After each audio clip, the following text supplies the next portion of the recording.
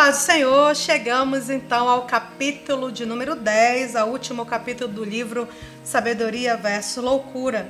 Espero que você esteja entendendo, aprendendo tudo aquilo que é necessário para que nós vençamos as nossas guerras. Eu espero que você tenha aprendido com Abigail como pelejar uma batalha de maneira que agrade a Deus.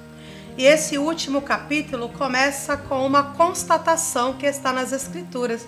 A Bíblia diz que Abigail voltou para Nabal.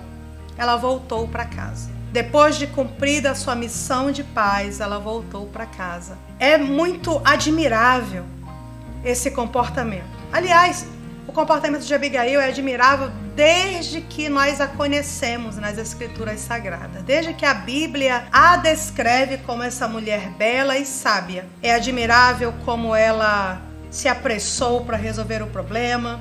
É admirável a sabedoria que ela usou para ir ao encontro de Davi, levando as provisões. É admirável o seu discurso.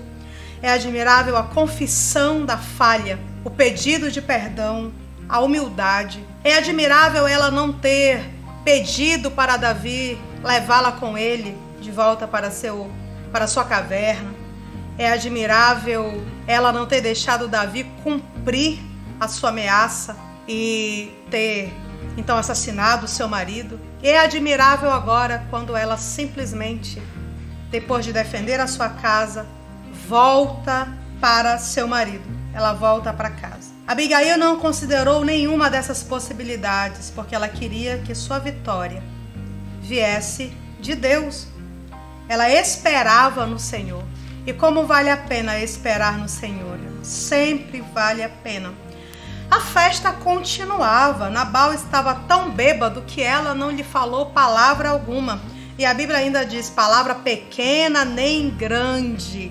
Às vezes nós não falamos palavras grandes, mas falamos palavras pequenas, comentamos com as pessoas, temos uma expressão ruim, emitimos sons de desagrado. São palavras pequenas, expressões pequenas que só pioram a situação.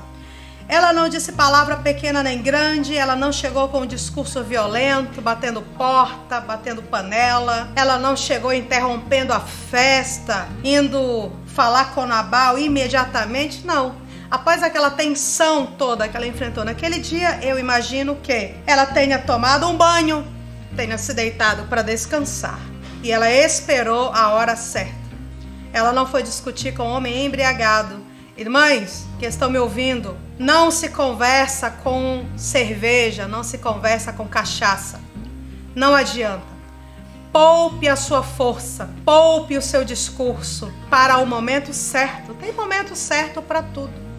E certamente você que é casada com um homem que enfrenta esses vícios, que tem que lidar com essa situação, você tem que aprender que tem hora de falar e tem hora de calar. Certamente naquele momento, Abigail entendeu que não era o momento. Ela esperou até o dia seguinte. E no dia seguinte, ela lhe contou tudo. Eu não acredito, pelo caráter dela, que ela tenha falado de maneira que o insultasse ou o aborrecesse. Eu imagino, tá bom? Esse discurso mais ou menos assim. Meu bem, ontem eu precisei tirar de nossa despensa alguns alimentos, porque Davi, que você sabe quem é, mandou até a nossa casa 10 moços para pedirem uma ajuda em alimentação. E talvez você não tenha entendido muito bem, mas se recusou a ajudar. Os moços voltaram a Davi com a notícia. Davi ficou muito aborrecido. Vinha até a nossa casa com 400 guerreiros com ele, dispostos a assassinar todos os homens. Então eu preparei uma oferta de paz, fui ao encontro deles antes que chegassem, me humilhei, pedi perdão e a situação foi resolvida. Imagino que tenha sido mais ou menos assim.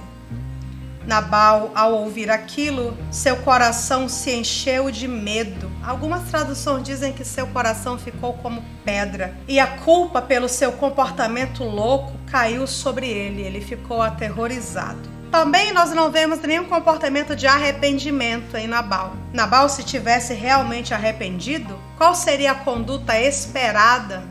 Talvez imediatamente pedir perdão à sua esposa, tomar a decisão de ir até Davi, se humilhar também, pedir perdão por aquela situação, resolver aquele conflito.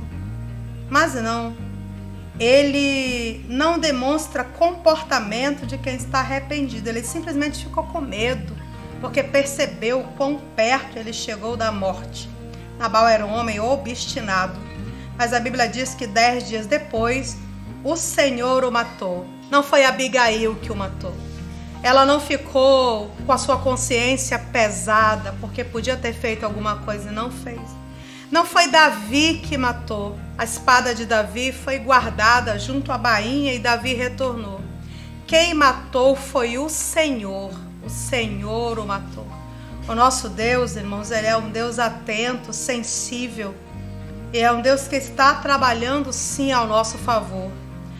Deus é misericordioso. Ele nos dá muitas chances de consertar as coisas antes de proferir sua sentença. No entanto, quando a mão do Senhor pesa, ela é implacável. Foram 10 dias que Nabal teve. Ele teve só tempo de sobra para se arrepender e corrigir o seu erro. Porém, sua dureza de coração foi tamanha que não houve escapatória. Deus o abateu. Quando Nabal morreu, Davi soube da notícia. Ele louvou ao Senhor, porque a guerra dessa humilhação que ele sofreu foi paga pelo céu. Como é bom quando o céu paga, quando o céu entra em cena. Quando você não faz, mas vê a mão de Deus fazendo por você. Não que nós estejamos aí querendo que Deus aniquile nossos inimigos, não é isso. Eu estou me referindo a muitas situações que nós enfrentamos. E como é bom a gente manter a calma, a paciência e deixar que Deus peleje por nós. Quando Davi soube, ele louvou ao Senhor. E ele, que já havia conhecido Abigail e ficado tão impressionado por sua beleza e sabedoria, mandou seus servos até a casa de Nabal e mandou pedi-la em casamento. Abigail, então, ela diz que é serva das servas de seu senhor. Ela monta em um jumento e ela segue, então, em direção a Davi.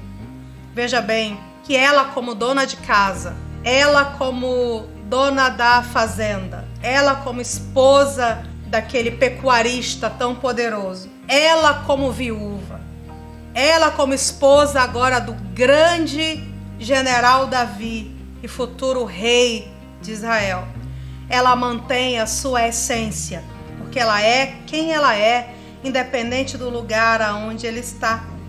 Durante o casamento com Nabal, ela não teve filhos, mas Deus a agraciou com um filho quando ela se casou com Davi. E deram o nome para esse menino de Queliabe, que significa Deus é meu juiz. Deus foi o juiz de Abigail.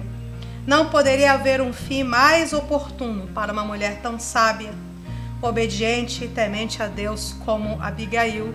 Deus substituiu aquele homem louco em sua vida por um poeta, por um guerreiro, por um homem segundo o seu coração. E ela finalmente pôde ser feliz ao lado de um homem bom. Que possamos entender que Deus tem o melhor para nós. Não sei em que área é a sua guerra. Pode ser que sua guerra seja contra uma doença física, uma doença mental. Pode ser que sua guerra esteja relacionada a um problema financeiro, ou sua guerra seja com o filho, ou talvez seja conjugal. Eu só sei de uma coisa: arme-se com as armas que Abigail nos deu durante essa reflexão. Siga o exemplo dela. A humildade, a obediência, a generosidade, a busca por uma vitória vinda do céu, a alegria, são ferramentas que podem nos ajudar em qualquer das guerras que estamos enfrentando. e a certeza de que nosso Deus, que domina sobre o céu, sobre a terra e sobre o mar, está dominando sobre a nossa situação também. E que a esperança precisa estar presente na nossa vida. Haverá um tempo melhor. Haverá um tempo de paz. Haverá um tempo de resposta sobre a tua história. Haverá um tempo em que você olhará e dirá: tudo valeu a pena, porque eu estou usufruindo hoje daquilo para o qual Deus me preparou durante todo aquele tempo em que eu passei esperando. Deus não demora, Deus capricha. Obrigada por tudo. Siga o nosso canal e eu te espero no próximo Café com a Missionária.